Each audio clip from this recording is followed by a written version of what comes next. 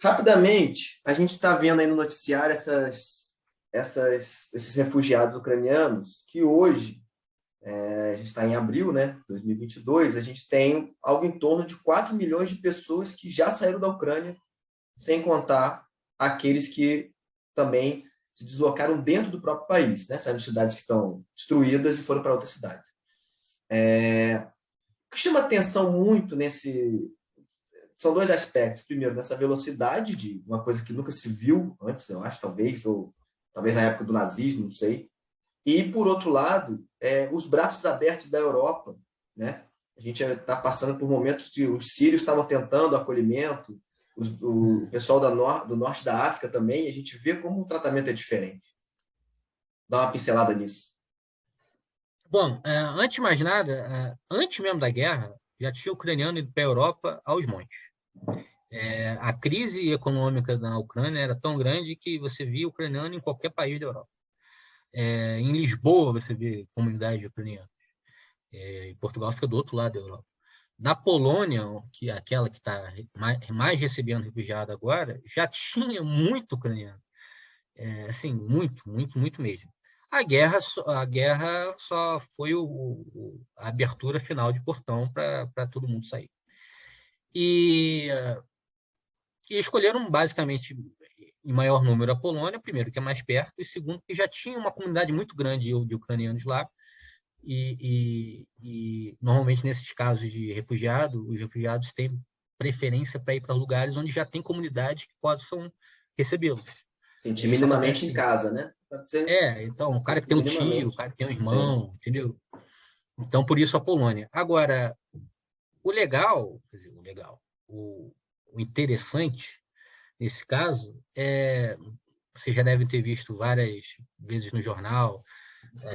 A Globo botou um repórter na fronteira, ficou lá um tempão. Rapaz, o seu xará ficou lá, Rodrigo Carvalho.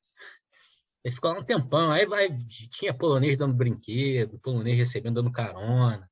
Os ucranianos foram recebidos, pelo menos até agora, com todo o carinho e dedicação possível, não só da Polônia, mas da grande maioria dos países europeus, tirando a Inglaterra, que deixou eles presos na França. Mas engraçado, aí, assim, de novo, interessante, é que isso aconteceu agora em março, né? Mas em dezembro e novembro do ano passado, faz 3, 4 meses, a Polônia começou a construir um muro na fronteira com a Belarus para evitar que os sírios chegassem. Ou seja, a gente conseguiu a proeza de criar refugiado de primeira e de segunda classe. Então, tem refugiado que é legal, ok, a gente dá brinquedo, dá balinha, dá carona, o que está perfeitamente correto. O cara é refugiado, perdeu tudo. Obviamente, uma mão precisa ser estendida para essa gente. Isso não é o problema. O problema é estender a mão para um e virar as costas para outro. E é isso que a gente viu nessa crise. Assim. Ficou muito claro, né, cara? Assim, a questão da cor da pele, a questão da proximidade, a questão de Da coisas religião, da o olhinho religião, azul, uma série de. aqueles africanos morrendo no mar Mediterrâneo tentando atravessar, né? É, é, no começo da guerra foi legal assim de ver como vários atos falhos da mídia, né? Eu ouvi várias, em geral em inglês, aqui no Brasil eu não lembro não, mas várias, tipo, essa guerra, gente falando, repórter falando, essa guerra é diferente das outras, são pessoas como a gente, como Sim, se uma guerra no Iêmen não fossem pessoas, pelo menos não como a gente. o Iraque, né, cara? No Iraque, É, bombardear o hospital tá liberado. Né? e para deixar claro, essa guerra não é a única que está acontecendo no mundo agora. A Arábia Saudita, os Emirados Árabes, com a ajuda das armas americanas, estão bombardeando todo dia o Iêmen. Todo dia. Inclusive com o prêmio Hoje está sendo bombardeado o Iêmen. Com Fórmula 1 rolando no mesmo dia. Segue o jogo. Né? Mas isso aí, essa gente não importa. Né? Que o peso é diferente, né? Mas acho que dá para a gente ter essa noção. Vou, por causa do tempo, vou puxar aqui uma outra conversa. Se quiser voltar em algum ponto, você fica à vontade. Não, tudo bem. Vou tentar responder a dúvida que eles possam ter. O que eles poderiam querer saber sobre essa guerra? Sim. Mas eu acho que a gente vai conseguindo construir aí junto nesse caminho aí. As pretensões da Rússia, né? Coloquei nesse slide. A gente fala tanto em ordem mundial. Será que a gente está vivendo uma ruptura, uma nova ordem mundial está surgindo? Eu sei que é um exercício de futurologia, mas baseando no que a gente já viu. Acho que sim, mas a velha era boa? A pergunta é essa. Assim, a gente vê muita gente assustada, né? Tá uma nova ordem mundial, as relações internacionais estão sendo modificadas e tudo, né? Fala muito do Oriente agora com poder muito forte, a China com a segunda maior economia, a Rússia voltando a ser uma potência, enfim. E eu acho que sim. Eu acho que a ordem mundial é modificada toda hora, todo tempo. Então, é claro, assim, eventos como esse dão uma acelerada naquilo que já está sendo mudado. Mas a ordem mundial já vai sendo mudada desde que caiu a União Soviética, os Estados Unidos virou o grande líder do mundo, dominou o mundo inteiro, não tinha outra potência que fizesse frente a ele. E aos poucos foram surgindo outras potências que fizessem frente, mas aos poucos. A China, a Rússia se rearmando, mais uma guerra como essa escancara a nova realidade do mundo. E acho que sim, acho que a China não ter cedido às pressões da OTAN, dos Estados Unidos, da Europa, para fazer sanção à Rússia, é um grande sinal de que a Rússia, embora muitos falem que esteja isolada, não está tão isolada assim. Assim, ela ainda tem amigos e amigos poderosos, como a China, que é a segunda, dependendo da métrica, é a segunda ou primeira maior economia do mundo, né? Os Estados Unidos e a China dividem esse posto. Só para explicar rapidinho por que não é a primeira, a primeira economia, maior economia do mundo é os Estados Unidos, se considerar a conversão do dinheiro. Então, se você considerar só o dólar, o valor dos bens produzidos nos Estados Unidos é maior do que o chinês. E quando você transforma o yuan, que é muito desvalorizado, em dólar, né? Se usar o que a gente chama de poder, paridade de poder de compra, que é TPC. transformar aquilo, não o dinheiro que você de fato tem na mão, mas o dinheiro que você tem na mão em relação àquilo que você pode comprar com ele. Sim. A China já passou, os Estados Unidos já é a maior economia do mundo. E, de fato, esse é o que importa, né? Porque dinheiro em si é só dinheiro. Sim, dinheiro. O que vale do dinheiro é o que ele pode comprar. Vide nossa vida no Brasil hoje com o poder de compra minguadíssimo, né? Acho que quem vive hoje tem essa noção do poder de compra. A mesma lógica R$10 vale hoje o que valia 2 anos atrás. Você consegue comprar a mesma coisa com R$10? Conseguir comprar? Não consegue. Não consegue mesmo. Então, o que vale é o poder de compra do dinheiro. E, nesse caso, a China já é o maior país do mundo, a maior economia do mundo. Então, assim, está se criando bem claramente, diante dos nossos olhos, uma revisão da Guerra Fria, mas sem o comunismo. Porque que era o grande embate na Guerra Fria era um bloco capitalista contra um bloco comunista. Agora é uma Guerra Fria sem muita ideologia, assim, pelo menos não econômica. Interessante. Ideologia. Uma segunda Guerra Fria, uma segunda Guerra Fria, mas sem esse viés do capitalismo, esse embate, né? Não é. O capitalismo ganhou. O embate é outro. Sim. Isso podemos dizer. O capitalismo ganhou porque todo mundo é capitalista. Embora a China se proclame comunista, ela é capitalista. Assim, os meios de produção, as questões econômicas, né? São bem marcadas. Bom, não sei, é melhor correr com o tempo, né? Vamos lá, para a gente fechar, só coloquei aqui até para a gente não esquecer, fala-se muito hoje desses embargos em relação à Rússia, né? Os embargos seria o quê? Seria uma forma de contra-atacar a Rússia, mas não com mísseis, mas uma forma de tentar sufocar economicamente. Você mesmo falou que a Rússia não está isolada. Como é que você enxerga? Essa parte é mais complicadinha para explicar, mas antes de mais nada, assim, a OTAN não pode entrar na guerra da Ucrânia, não pode mandar avião para lá, não pode mandar tropa para lá, porque se mandar tropa para lá, vai entrar em guerra diretamente com a Rússia. E se a OTAN entrar em guerra diretamente com a Rússia, tanto a OTAN quanto a Rússia têm armas nucleares. Imagina uma guerra entre duas potências com armas nucleares. Ninguém quer isso, nem a OTAN, nem a Rússia. Então, a menos que se brinque com a irresponsabilidade e a OTAN resolva, de fato, se meter nisso e criar, provavelmente, um cataclisma nuclear, a única coisa que o Ocidente pode fazer é embargo econômico. E mandar arma, mas não pode se meter. Não pode se meter diretamente. Então, a maior arma que eles têm é de embargo, porque o mundo gira desde muito tempo em volta do dólar. O dólar que comanda a nossa... O dólar substitui o ouro, né? Vamos dizer. Só para tentar explicar, assim, um exemplo para se entender como o dólar é poderoso.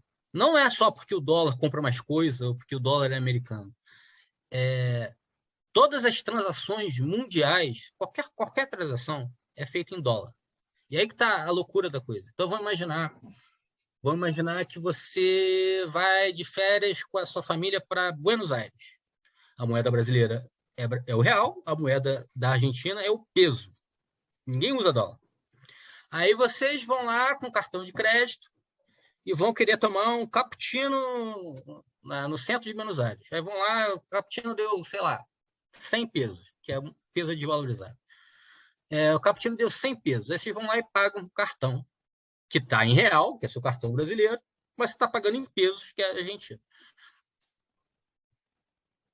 O absurdo da coisa para comprar esse cappuccino com cartão, você vai ter que trocar os 100 pesos do cappuccino por dólar, aí vai pagar em dólar, isso é automático, tá? Você não precisa fazer essa conta. Vai vir na fatura, né? Você nem vê isso acontecendo, mas é assim que funciona. Então, você vai trocar os 100 pesos para dólar, aí vocês compram em dólar, e quando chegar na sua fatura, ele vai converter o dólar de volta para real e você paga em real. São duas conversões que são feitas para dólar. E isso ocorre em qualquer transação que qualquer um faça. Tanto você indo de férias para Buenos Aires, como um carregamento de trigo da Etiópia para o Nepal. Tudo é feito em dólar. Isso dá poder demais, né, cara? Esse é o maior poder que os Estados Unidos possa ter. Tudo bem, tem um exército gigantesco, mas forças armadas poderosíssimas, isso é importante. Tem um elemento cultural, Hollywood, tudo mais, isso também é importante. Mas nada é mais importante do que o poder do dinheiro que eles têm, que é um dinheiro que todo mundo precisa. Entendeu? E só os Estados Unidos têm esse dinheiro, que é o dólar. Sim. Então, quando você tem esse poder na mão, você pode fazer muita coisa com ele. E eles fizeram... Eles controlam todo o sistema financeiro, as trocas de pagamento entre bancos, que é o tal do SWIFT. Então, quando estourou a guerra, tinha duas opções. Tentar contrabalancear a Rússia de outras formas, sem ameaçarem tanto assim as transações mundiais, ou fazer o que eles fizeram, que são os embargos absurdos. Assim, absurdos no que eu digo, assim, pesadíssimos. O sistema financeiro da Rússia praticamente foi excluída quase todos os bancos do tal do SWIFT, ou seja, você não pode fazer transação entre a Rússia e qualquer outro país do mundo por esse SWIFT. Saída das empresas, né? Várias saíram da Rússia. Isso não foi nem os Estados Unidos, o governo que pediu. As próprias empresas começaram a deixar a Rússia com medo de represália. McDonald's, por exemplo. Netflix. Ninguém pediu para o McDonald's sair da Rússia. O que eles pensaram assim, se eu não sair de lá, talvez vai ter gente que não vai querer comer no meu restaurante aqui, entendeu? Uhum. Então eles se adiantaram, já criou uma bola de neve. Foi um efeito cascata, né? Esse processo. Para tentar isolar a Rússia do sistema financeiro. E conseguiram, de certa forma, mas como eu falei antes, o Ocidente não é o mundo inteiro. O Ocidente é muito poderoso, a Europa, os Estados Unidos, Canadá, Austrália, Japão, é muita gente com dinheiro, muita gente com poder. Mas não é o mundo todo. Muito pelo contrário, o mundo é muito maior que esse. Então, ao mesmo tempo que machucou bastante, esses embargos machucaram bastante a Rússia, não foi suficiente para matar. Tanto que é possível ver o valor do rublo agora, o dinheiro, a moeda da Rússia. Assim que começou a guerra, o valor da moeda russa despencou. O presidente americano, Biden, disse que o rublo ia virar escombros, né? Fazendo um trocadilho com rubble, que é escombro em inglês. Mas agora o valor do rublo já voltou ao que era antes da guerra. Ou seja, conseguiram machucar a Rússia, mas não o suficiente para conseguirem o que eles de fato queriam, que era parar a guerra. Até porque o gigante é bem grande, né? É um gigante que exatamente, grande, que não está sozinho, que tem poder de compra, tem indústria, tem poder militar, enfim. Eu sempre falo muito isso com os meninos, que a gente não tem muita noção da Rússia, fica parecendo assim, é um país grande que tem lá, mas não mora muita gente. A gente não tem essa dimensão dessa força, né? Porque a gente está muito ligado à cultura ocidental americana. Rodrigo, você quer falar mais alguma coisa em relação a esse embargo? Eu te interrompi. Não, é porque ficou parecendo que a Rússia saiu fortalecida e tudo mais. Não, assim, é um problema. Ela vai sofrer bastante com esses embargos, não é brincadeira, são coisas pesadas. Mas, por outro lado, aí que entra a tal da nova ordem mundial. Como ela foi isolada do mundo ocidental, como ela foi... não pode fazer comércio, tirando o gás, que se parar de vender o gás, a Europa morre de frio. Mas ela vai ter que lidar com essas limitações de outra maneira. E essa outra maneira, que é ficando cada vez mais próxima da China, mas não só a China, Índia, países do Oriente Médio, essa nova forma de se lidar com os embargos é que talvez tenha sido um tiro no pé dos Estados Unidos e do Ocidente como um todo.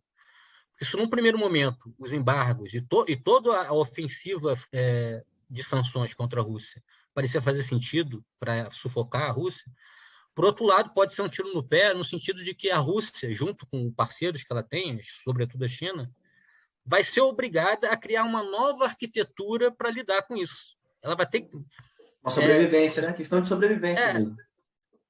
Assim, imagina uma cidade só tem um clube, todo mundo vai naquele clube, usa piscina, usa o campo de futebol, só tem aquele clube. Até que chega um dia que o dono do clube expulsa um sócio de peso, e toda a família daquele sócio. Qual a opção que ele tem? Abrir um novo clube. E é claro que esse novo clube vai começar pequeno, vai demorar para crescer, mas é um perigo para o clube antigo se aquele novo clube começar a atrair a galera que estava no antigo. Sim. Por isso que eu falo que talvez tenha sido um tiro no pé. Não sei se vai acontecer, mas que um novo clube vai surgir, vai. Sim. O que vai vir daí é difícil prever. E nesse novo clube, uma coisa que é fato é um grande mercado consumidor, né? A gente está falando de China, de Índia, a gente está falando de um mercado consumidor absurdo. Assim, né? Quando a gente fala do Ocidente, parece que o Ocidente é uma coisa gigantesca, né? Mas o Ocidente não tem 15% da população mundial. Sim. Então é poder, é um alcance muito grande, né? Só uma coisa só, desculpa, eu sei que está acabando o tempo, mas só uma coisa que eu queria, não queria deixar de falar, 2 minutos, menos. Um problema da gente ver jornal, ler o jornal daqui, ver a cobertura da mídia, que a mídia brasileira está dando para a guerra, e eu acho isso super importante, é que a gente não está vendo a guerra com os olhos que a gente deveria ver, que são os olhos brasileiros. A gente é brasileiro, a gente nasceu aqui, a gente vive aqui, a gente tem uma realidade brasileira, sul-americana talvez, não só brasileira. Mas a impressão que me dá é que a gente está comprando todas as versões que já vêm de fora para a gente. É perfeitamente natural que a cobertura da guerra nos Estados Unidos, ou na Inglaterra, ou na França, seja uma coisa mais parcial pró-Ocidente. Só que o que a gente sempre esquece é que ninguém considera a gente como Ocidente. Nós somos latinos americanos, a gente acha que sabe? A gente vê novela, a gente vê filme americano, a gente come McDonald's e tal, mas ninguém vê a gente como Ocidente. A gente, que eu digo, América Latina, brasileiro, argentino, mexicano, a gente não é Ocidente. A gente é latino-americano, é uma outra coisa. Então, é muito perigoso a gente comprar e consumir, como a mídia oferece para a gente agora, uma versão que não foi feita para os nossos olhos, sabe? O Brasil tinha que ter e nós brasileiros tínhamos que ser apresentados e pensar e entender o mundo a partir das nossas próprias necessidades aqui. Assim, até que ponto uma guerra entre a Rússia e a Ucrânia, até que ponto valeria a pena para o Brasil tomar lado nessa guerra? Sabe? A parte dos valores de humanidade, de achar que uma guerra é ruim, de fato tal, mas pensando de uma forma mais estratégica, como um país, até que ponto seria interessante para o Brasil tomar partido? Sim, Mas eu acho, não é uma guerra nossa. não vou entrar tanto a fundo, mas eu acho que é uma coisa que a gente tem já até um histórico de tomar muito discurso do opressor, né, no Brasil. É a questão do oprimido com o discurso do opressor. Eu acho que serve para a nossa vida de dia a dia, para o nosso país, e acho que serve para a nossa geopolítica, para as nossas relações com os outros países, com os Estados Unidos. A gente tem muito essa questão a gente fala da América Latina como se fosse eles, né? Tipo assim, a América Latina são os outros países que falam espanhol, como se a gente fizesse parte dos Estados Unidos, da Canadá, e etc. Então, acho isso bem pontuado. E só para deixar claro, assim, não é que a guerra seja louvável, coisa parecida, assim, é natural e acho que deveríamos todos, inclusive a diplomacia brasileira, condenar a guerra, qualquer guerra, inclusive essa, assim, por óbvio. Agora, uma coisa é você condenar a guerra e entender que um povo atacado merece solidariedade, fazer o possível para oferecer essa solidariedade. Outra coisa é comprar um lado, porque comprar um lado, nenhum desses lados é nosso. Nenhum desses Sim. lados é nosso. Entendeu? Então, não tem necessidade de se alinhar com americanos ou russos numa Sim. briga que não é nossa. Muito bom. Eu te agradeço demais e acho que você pontuou uma coisa que é importante aqui. Eu acho que a ideia da gente conversar hoje é também quebrar um pouco esse olhar que a gente recebe muito midiático da guerra, mas não quer dizer que a gente fala, nossa, a Rússia está fazendo o que é correto, a gente vê o tanto de os civis sem casa, as pessoas morrendo, os absurdos que fazem parte de uma guerra, né? Um frio muita absurdo, propaganda, né? Exatamente. Mas assim, a gente também desconstruiu um pouco o olhar e a gente pode olhar para essa guerra, como você terminou aí muito bem, com os nossos olhos, né? Com os olhos de um país que está na periferia do mundo, na verdade, apesar da nossa potência econômica e tudo mais, e que tem uma desigualdade absurda para a gente conviver no nosso dia a dia, para a gente superar, e a gente às vezes pega o discurso do opressor, que eu acho que é uma coisa muito característica do brasileiro. Rodrigo, te agradeço demais, meu amigo. Foi um prazer. Desculpa aí tomar seu tempo, mas eu acho que vai acrescentar muito para os meninos. Tá. Depois me diz como é que foi a repercussão. Tá joia, amigo. Agradeço Obrigado. também pelo convite. Obrigado. Foi um prazer, cara. Um abraço grande.